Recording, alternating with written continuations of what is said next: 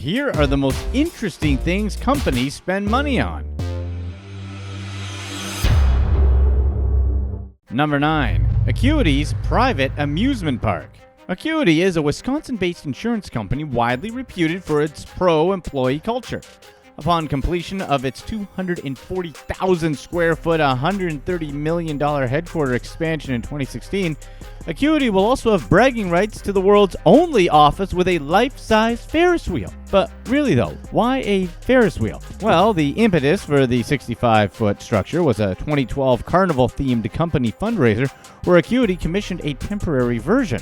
The wheel was such a hit, and the event raised $250,000 for a local medical center's natal intensive care unit, that Acuity decided to get a permanent version as a way to illustrate community giving as a priority. Well, I guess nothing says community involvement more than a Ferris wheel. The only drawback to a life-size carnival ride at work?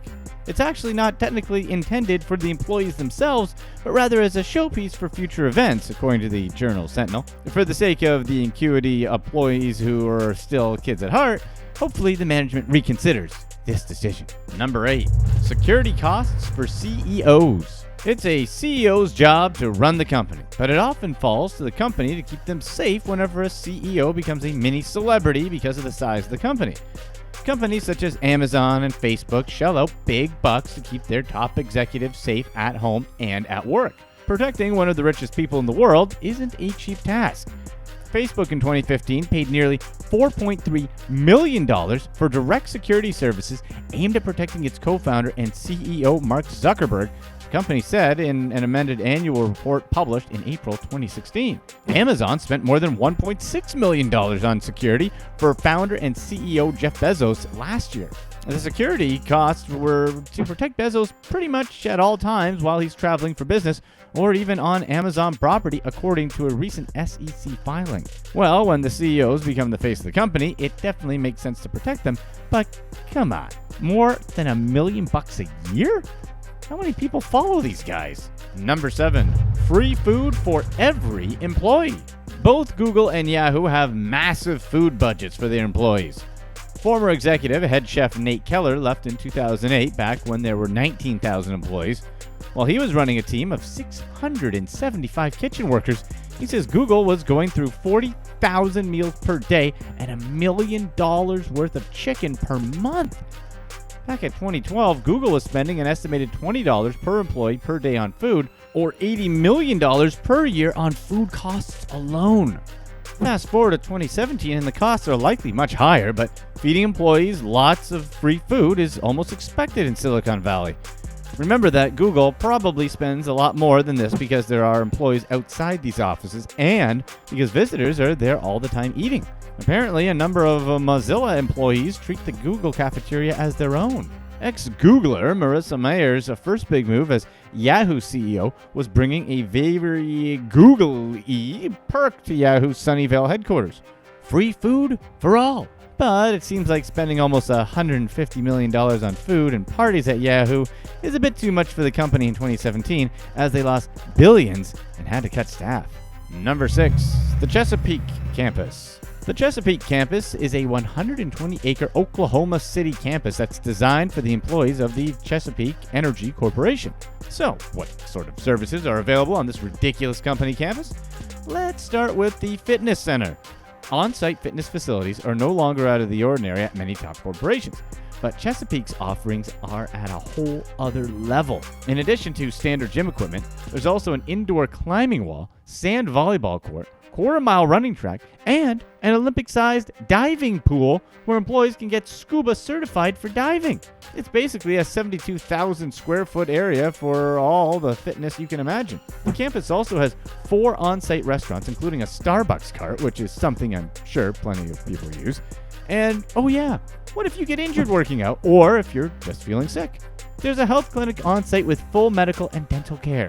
I guess that way the company can always keep you close. Chesapeake Energy also made sure to also include an on-site daycare center for children from 6 weeks to 5 years of age. Hey, the whole family might as well come to work. Number 5. Quinn Emanuel. Litigation powerhouse Quinn Emanuel is known for many things, perhaps the most important of which is making money hand over fist. But when the firm probably is best known for is its quirkiness. Quinn Emanuel is a firm that does things a little differently than any of the competition. For instance, the company has thrown formal workplace fashion to the wayside and actively encourages its associates to dress casually because it improves their creativity. However, the best part is how they deal with winter depression and stress from overworking. The firm will give associates $2,000 to go work anywhere in the world they want for a week, though all expenses above that $2,000 are their responsibility. The firm will assign associates to groups of 6 to 10 other lawyers, and they can go anywhere they want, anywhere in the world. Of course, this is still a law firm, so there are rules to follow. Lots and lots of rules. There must be 24/7 connectivity wherever associates choose to go, and they must be available at all hours as they would be in their home office. And even if they're spending their day in a bathing suit sipping cocktails, they'd still be expected to continue working and be available just as they would be if they were at home. Number 4. Nap pods. A growing number of businesses are recognizing what research has long been saying. Daytime napping may come with big advantages, both psychological and professional. Nearly half of Americans say that insufficient sleep affects their daily activities, and lack of sleep theoretically costs U.S. companies a staggering $63 billion in lost productivity, according to a September 2011 study from the Journal of Sleep. MetroNaps manufactures napping chairs called Energy Pods that are designed specifically for office use. Since its founding in 2003, MetroNaps has sold nap pods to high-profile companies such as Google, Zappos, Cisco, and Procter & Gamble. Pods come with features such as a privacy visor and a built-in speaker system. Each chair retails for a pretty penny, costing $13,000 apiece. Uber's San Francisco headquarters includes nap rooms. Zappos' Las Vegas headquarters includes Energy Pod chairs, massage chairs, regular wellness fairs, and on-site health screenings. PricewaterhouseCoopers is another surprising adopter of nap pods. Its CEO said it's all about smart and sustainable working, not hard working. Hey, whatever to get productivity up, I guess. Number 3. The Liam Samsung Museum of Art. The Liam Samsung Museum of Art is a museum in Seoul, South Korea, run by the Samsung Foundation of Culture. It comprises of 2 parts that houses traditional Korean art and contemporary art. The museum was a way for Samsung to showcase art that represented the beauty and energy of Korea. Well, I guess having sold millions of Samsung Galaxies, this company can do whatever they want. The interior of Museum 1 includes a lobby, rotunda, and exhibition spaces. Museum 1, designed by Mario Bada, houses a collection of traditional Korean art, of which 36 pieces are designed national treasures. Included in the collection are landscapes and folk paintings, traditional ceramics and porcelain, such as celadon and bucheong, a bluish-green traditional Korean stoneware. On top of that, there are 14th century daggers, crowns, earrings, and ornaments, and Buddhist art, sculptures, paintings, and manuscripts. Museum 2, designed by Jean Nouvel, features modern and contemporary art from both Korean and foreign artists. Seemingly floating in place, Nouvel's creation personifies modern art's constant growth, evolution, and challenge inquisition of society. The main exhibition hall in Museum 2 is a completely open space without any supporting posts, thanks to the post-tension building techniques. Nouvel used extra white glass and rusted stainless steel, the first to do so, to create the exhibition boxes. Number 2. The Dole Plantation. Dole Food Company is the largest producer of fruit and vegetables in the world, operating with 74,300 full-time and seasonal employees who are responsible for over 300 products in 90 countries. Sounds pretty big, right?